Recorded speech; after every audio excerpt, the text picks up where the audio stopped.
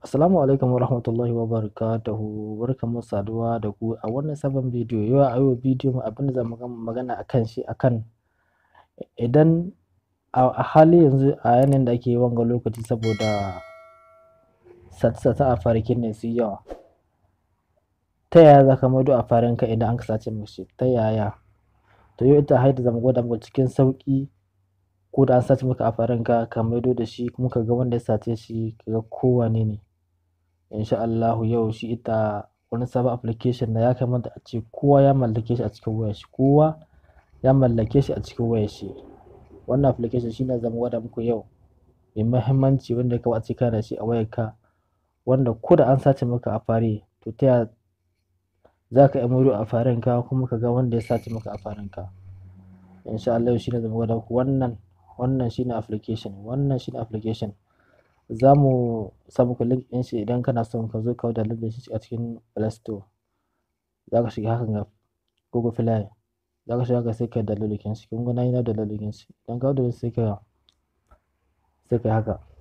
To sai ka shiga haka. Idan ka shiga haka zai baka haka. Idan ya baka haka ya za ka yi? Sai ka yi haka. Sai ka taɓa nan. Ya baka haka sai ka taɓa nan ka ba shi dama, ka ƙara ba shi dama nan sai ka zaɓi lamba 3 lamba 3 saboda ko da an taɓa a farinka, saboda in ɓarawo na ya sace a farinka yana sai ya buɗe shi dole sai ya sawa fiye da 3. To yana sa fiye da 3 to zai ɗauki hoton shi kuma zai ɗauki location inda yake. Idan ka ɗauki wannan lamba 3 wannan sai ka taɓa nan sai ka bashi dama location,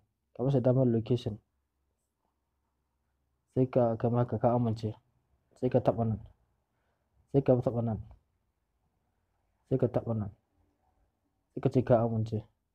Nan sai ka zaɓi email kin da kake so ka sa saboda email kin za a turo ma fotunan shi da location.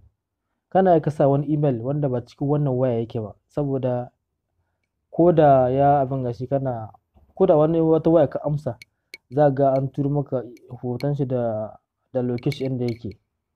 Awo sai ka zaɓi email kin da kake so ka sa. Sai ka zaɓi wurin zaɓe ni kamar haka. Sai ka OK haka. Kaga haka sai ka yi haka.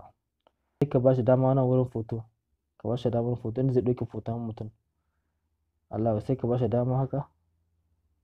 Allah haka kun haka yayi hakan ga. Yayi haka. Kana rufe a fare. Kana sa ko lambobi gare ka na code ke a fare ko na shama gare ka. To ana sa fiye da 3 za su ɗauki hoto. Za su ɗauki hoto zai tura maka a location. Location zai tura maka. Zai tura maka email kinka. A email kinka zai tura maka hotunan da location kuma duk inda mutum yake.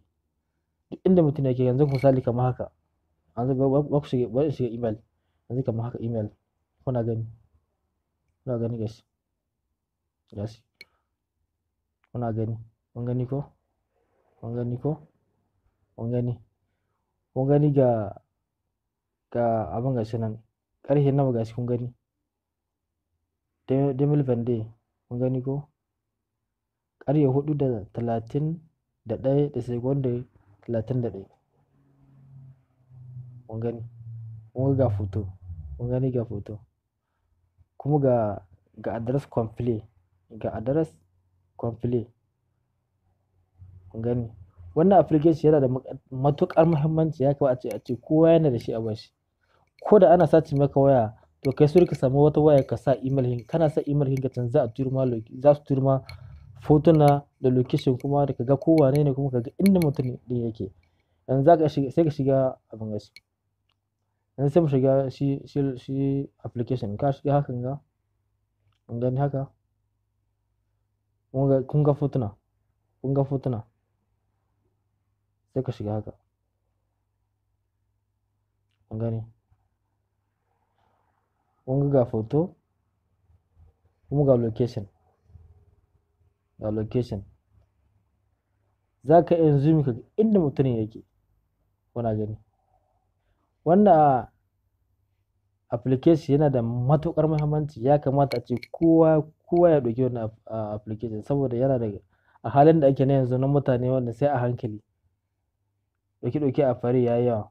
To taka za ka kama ɓarawonka ta cikin sauƙi, ko da komisariya ka zo ko police station ka zo da kana bada cikin sauƙi za a binciko maka shi ko wane ne. Kun gani, kun ga location, za ga inda mutumin yake abin gashi.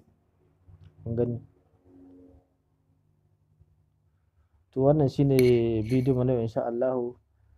Muna fatan a muna liking da sharing. Idan yau na sabon zuwan ka wannan channel Adara TV, to a dona alala subscribe insha Allah, sai mu haɗu kuma a wani bidiyo na gaba insha Allah.